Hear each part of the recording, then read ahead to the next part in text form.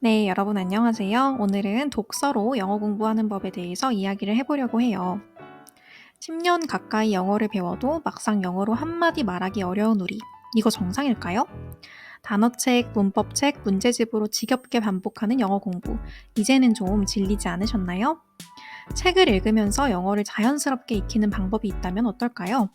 이 방법은 단순한 제안이 아니라 언어 습득 이론의 대가 스티븐 크라센이 오랫동안 연구해온 결과입니다. 크라센은 말합니다. 언어는 공부로 배우는 것이 아니다. 암기하고 규칙을 외우고 문제를 푸는 방식으로는 언어를 오래 기억하거나 자연스럽게 사용할 수 없다는 거예요. 그 대신 이해 가능한 입력, 즉 내가 이해할 수 있는 수준의 언어를 많이 접하는 것이 언어 습득의 가장 효과적인 방법이라고 설명해요.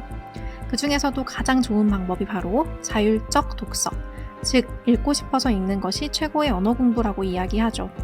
독후감도 필요 없고 퀴즈도 필요 없고 단어를 일일이 찾을 필요도 없어요. 재미없으면 그냥 덮어도 돼요.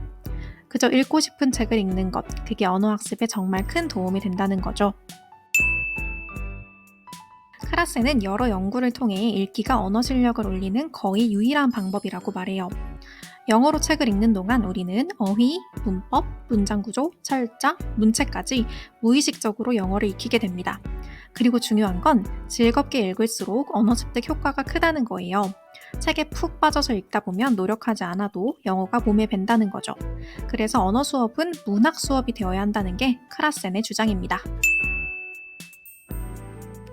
물론 크라센의 입력만으로 충분하다는 주장에는 비판도 있습니다.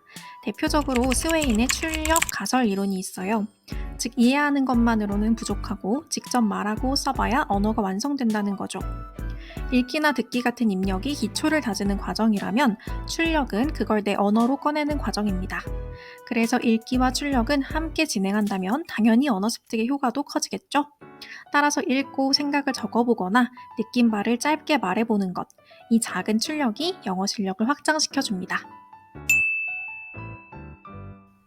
그럼 영어 원서 읽기를 어떻게 시작하면 좋을까요?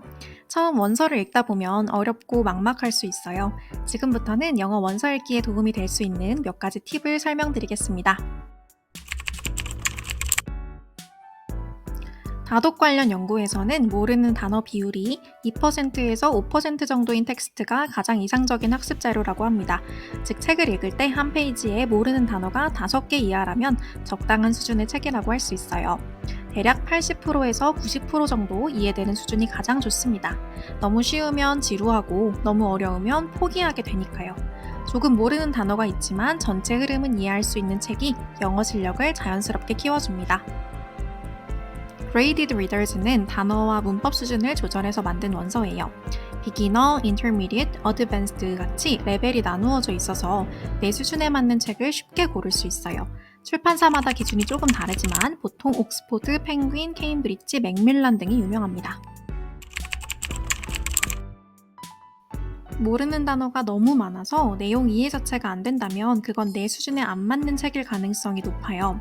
만약 내용은 이해가 되지만 모르는 단어가 있다면 문맥으로 단어의 뜻을 추측해보는 연습을 해보세요. 오히려 자연스럽게 단어 학습을 해볼 수 있는 기회랍니다. 이해가 안 되는 문장은 그냥 넘어가도 괜찮아요.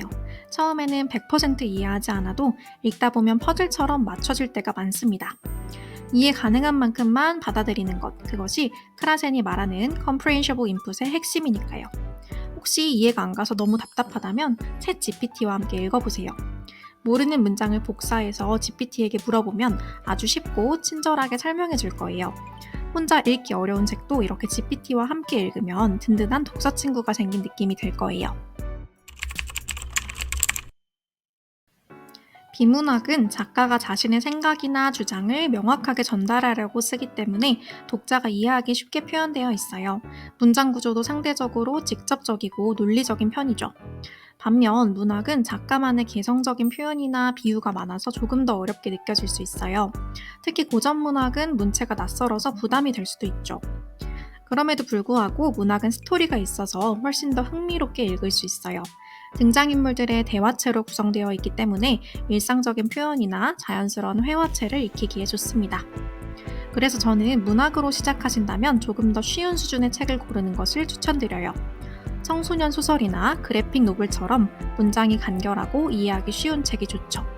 비문학으로 시작하고 싶다면 에세이나 자기계발서 같이 문장이 짧고 명확한 글을 추천드립니다. 결국 흥미가 가장 중요해요. 흥미로운 책을 골라야 꾸준히 읽을 수 있으니까요. 문학이든 비문학이든 내가 끝까지 읽을 수 있을 것 같은 책부터 시작해보세요.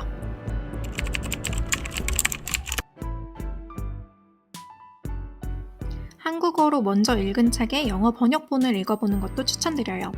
예를 들어 한강 작가님의 채식주의자를 한국어로 먼저 읽고 그 후 영어판을 읽으면 내용을 이미 알고 있어서 훨씬 수월하게 읽을 수 있습니다. 소리내어 읽기도 영어 공부에 정말 좋은 방법이에요. 읽기와 말하기를 한 번에 연습할 수 있거든요. 책을 눈으로 따라가면서 그 문장을 입으로 소리내어 읽다 보면 문장 구조나 어휘가 더 자연스럽게 몸에 배어요.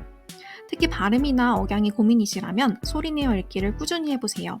말할 때 어색함이 줄고 자신감이 생겨요.